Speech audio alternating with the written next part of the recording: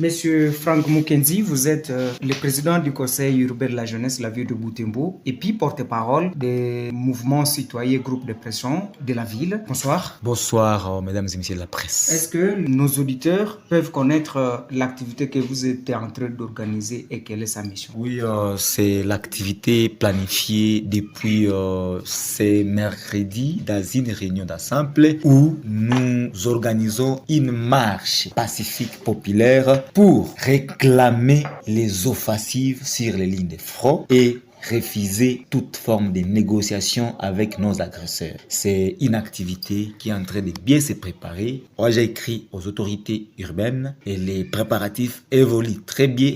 Les différents représentants de toutes les couches sont en train de se réunir régulièrement pour que les choses aillent de l'avant. Qu'est-ce que vous visez à part la réclamation des offensives? Parce qu'il y a quand même un cessez-le-feu à partir des États-Unis, mais aussi à partir de Luanda dans la rencontre entre la République démocratique du Congo et le Rwanda à travers Uhuru Kenyatta. Ce que nous visons, c'est la paix. Et puis, on a essayé d'observer ce qui s'est fait par rapport au cessez-le-feu, à la trêve et tout consort qui s'effectue. Rien n'est comme solution jusqu'à aujourd'hui. Et vous allez comprendre que nos zones restent toujours sous menace. Kirumba ne nous appartient presque plus depuis tout ce temps. Une partie de Nyiragongo, une partie de Masisi, une bonne partie de Rutshuru n'est plus une partie congolaise. Et les gens sont en train de souffrir jusqu'à perdre la vie dans ces zones-là.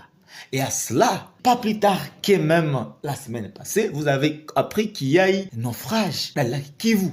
C'est parce que les pistes et les autres routes sont fermées au niveau de Minova, Goma Minova, par les mêmes agresseurs rwandais.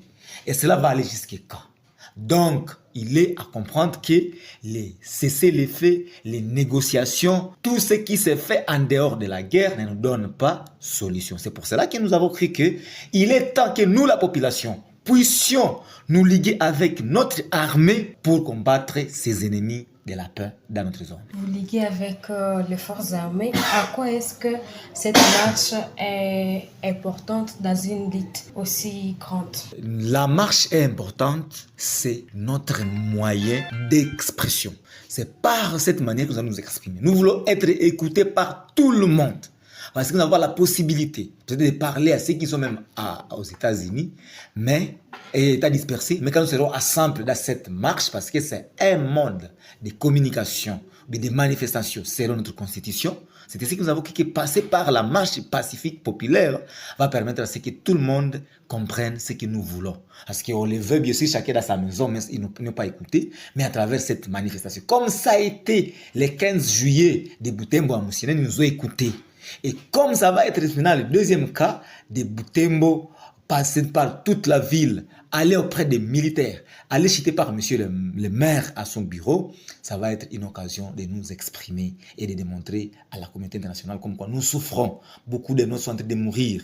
Là, Beni n'a parlé pas aux côtés des ADF. Là, à Lubero, là, je sais pas, à Nyiragongo, à Rutshuru, à Masisi, partout là vers les sites qui c'est devenu problématique avec les mêmes ennemis presque. Les manifestants, je dirais, c'est la population de la ville de Butembo, sans exception.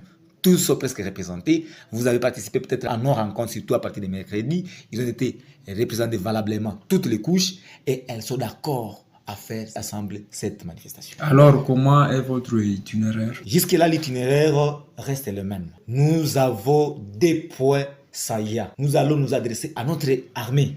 L'armée est valamment représentée à la possibilité de Rwanda. Donc après cela, nous allons aussi à Rwanda. Notre point de départ a été dit, surtout il y a une grande partie de la population qui va venir du côté nord, au niveau de Furu, et puis on va se retrouver à Takenga.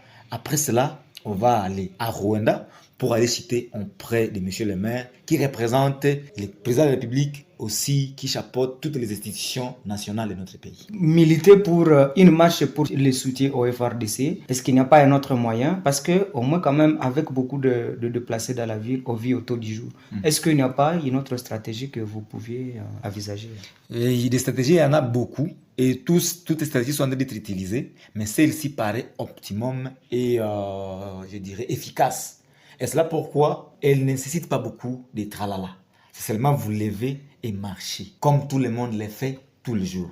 On ne demande pas aux gens de l'argent, je sais pas, de se couper, mais c'est seulement se mettre debout, passer sur la route et démontrer à tout le monde que ça ne va pas chez nous. Ce n'est pas une journée ville morte. C'est une journée sans activité, c'est une journée de deuil de plus. Parce qu'il faut faire comprendre que le 15 octobre, c'est la journée où le massacre a commencé dans les territoires de Béniville. Et là, ça nous amène à nous souvenir de tous les nôtres là qui sont morts. Ça ne passera pas inaperçu comme ça. Et dans le même cadre, vous allez m'écouter, la société civile qui a dit cette journée-là, il ne faut pas qu'on travaille parce qu'on doit plairer les nôtres. Ils ne sont pas partis gratuitement. Et d'ailleurs, c'est une autre motivation de cette manifestation.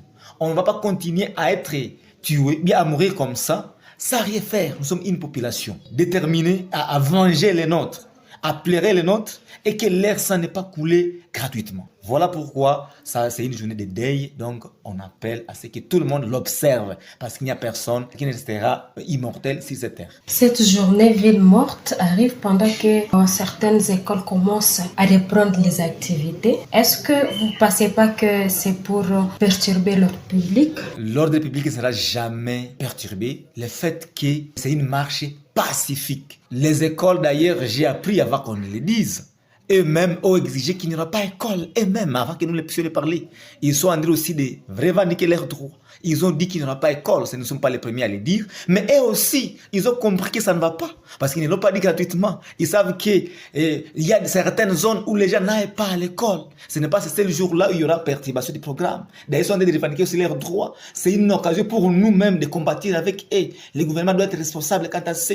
Quand on va combattre ensemble avec les enseignants, l'idée c'est que nos enfants, nos jeunes frères puissent être bien encadrés à l'école.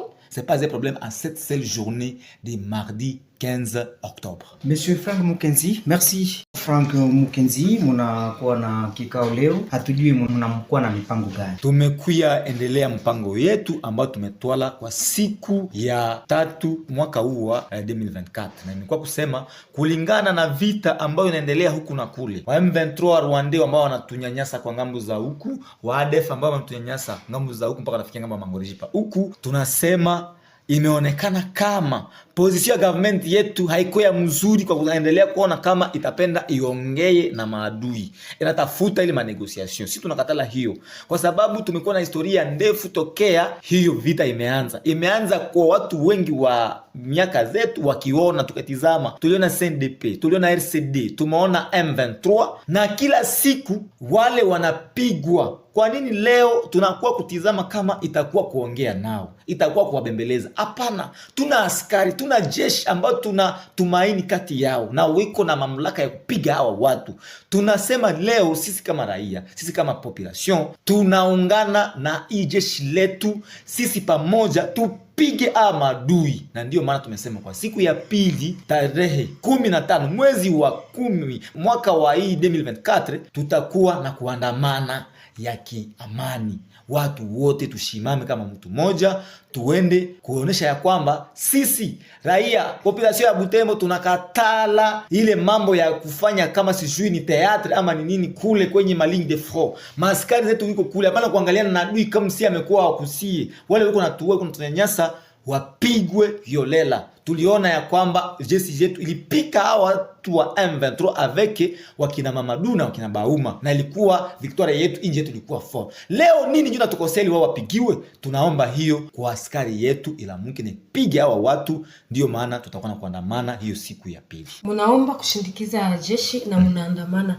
Message ni gani? Message ni kusema kila mtu ashimame na aeleweshi dunia nzima, kwa sababu tuko tunaongea kwenye manyumba zetu watu sikie. Najua kila mtu raia wote wa Butembo wanasikatala hiyo mambo ya kuongea. Tunasema wakati kwa manyumba yetu hakuna mahali tusikia, watatusikia wakati tumeshimama, sio tunapita kwenye barabara, kwa sababu hakuna mtu agomana naye. Adui haiko hapa Butembo, adui haiko sijui Rwanda, adui haiko. Tunaenda kule kuambia maskari zetu hapa ndio mnakuwa representer.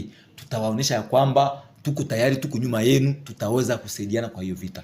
Tutaenda mpaka kwenye meri. Tunaambia meya wa jiji, wewe umewakilisha hapa wakuu viongozi wote wa inji ile tunaita institutions zetu zote. Message yetu ni kusema wao waache ile black, waache kuwa sawa wanacheza na maisha ya watu. Watu wamefariki wengi, hatutakubali hiyo ili inji yetu ipate kuteseka.